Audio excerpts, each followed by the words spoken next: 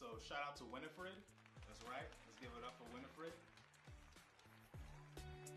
We're sending in her Igbo name of the day request. So I asked Winifred to describe herself for me, and she gave me a lot of great adjectives, like just warm-hearted, kind, friendly, loving, all types of things like that, right?